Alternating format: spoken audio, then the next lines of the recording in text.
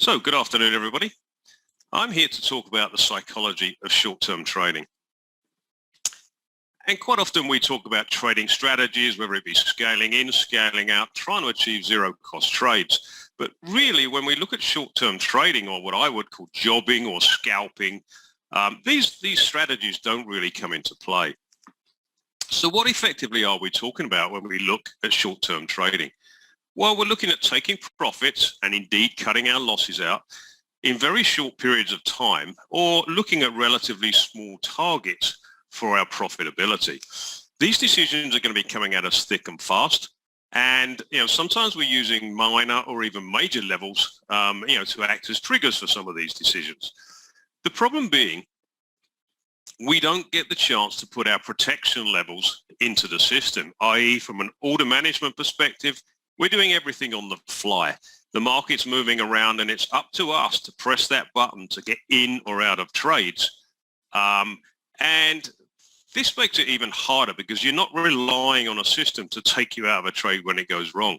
So some of those decisions are harder for us to make. And thinking on our feet makes us more emotional. And so we need to be careful and try and help ourselves through this process. As you see on this chart here, lots of decisions need to be made. And as volatility comes into the market on the right-hand side, those decisions are going to be coming at us quicker and faster. And, the reversals come because volatility is in the market. And so it's not always a straight ride. And life gets tougher. And indeed, sometimes the hardest decision is knowing when to stop. So how do we help ourselves? Well, we always look at process. If we can get the process right, that can make us calmer and dictate our emotions. What do?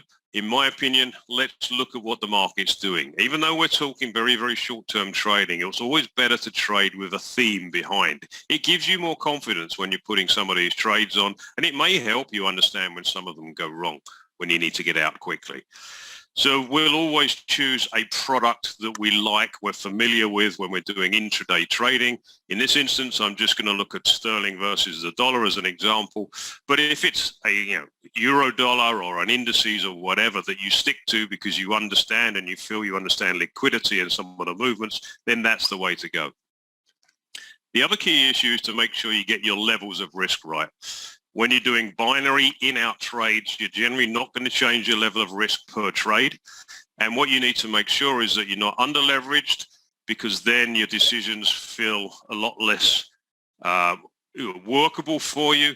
But if you're over-leveraged, markets start going against you, these losses can mount up very quickly. And one of the worst things we do is we hang on to those losses in a hope that they come good for us, and then the number gets even bigger. And then we start panicking. So find that right level for you that you can trade short-term on a very repetitive basis, and you'll find that very beneficial for you. If I quickly look at the chart,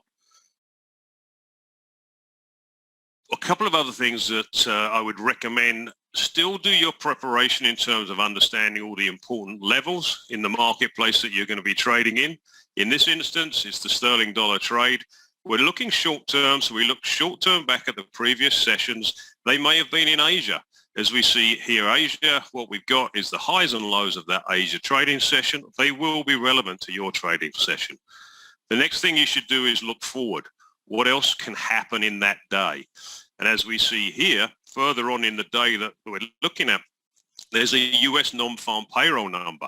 Very, very volatile number, very important to the market at the moment place in terms of Fed direction. And so we need to be aware when that's going to come out. And indeed, the Fed speech coming out 2 hours after that.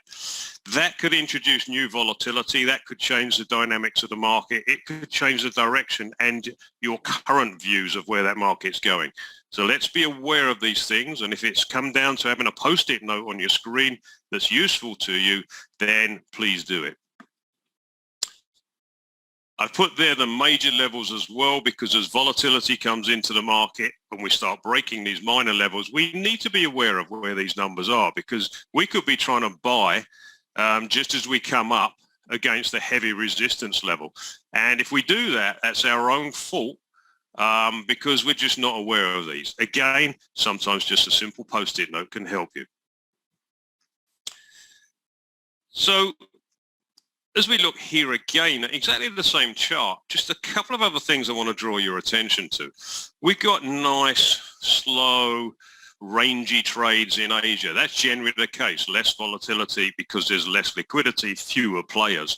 But what happens is as the markets get closer to the payroll number, it gets even quieter because people don't want to second guess what their number's going to be. And I would advise you, even if you're scalping, don't second guess. Wait for the number. You should be quick enough to jump straight on that move. And also, we actually happen to break the low of Asia as well, which is going to bring more volatility into the marketplace. So the number comes out. Let's make sure we've waited for it. Let's not make sure we've forgotten about it for a start. The other key thing here is that we were looking at a relatively soft position against sterling. The market is now flipping into a US dollar-based trade because it's US data and US information that's now new to the market, which is going to drive it. Volatility comes in, and we need to make sure we adapt. So trades that maybe we're only looking for 5 to 7 pips profit, or 10 or 20, whatever that short-term number is that we're targeting, there's opportunity for that to become 15, 30. But make sure on the downside we're equally as disciplined, because if we're only taking a 20 pip profit on each trade, yet we still seem to be in the ones that go wrong and 40 points out of call, then we've got a problem. If I can also guide you to one other key factor, if you're trading intraday and relatively often and frequent, please make sure you don't overtrade. Please don't make sure you get stuck in the weeds. Again, you could be constantly fading a short position and waiting for a bounce when actually you're a general seller in the marketplace. You end up tying yourself in knots. It becomes what they will classify as a law of large numbers. It's very random, and it's a bit like a toss of a coin, and we don't want to be in that situation. The other key thing is maintaining a rigid discipline, and particularly when the trades go wrong. Don't forget you're only in this for the short term. And as I say, if you're only looking for a 15 and 20 pip profit and it's gone out of court by more than that, you're on the road to ruin there because your dynamics are wrong and you're just getting lazy. And as we say, you're getting married to a position because you're frightened to take it out. Don't be fearful of taking a loss. It's often the most important part of your trading. And the final thing, you still have to assess what you do. It's very, very important because we're never going to learn if we don't assess.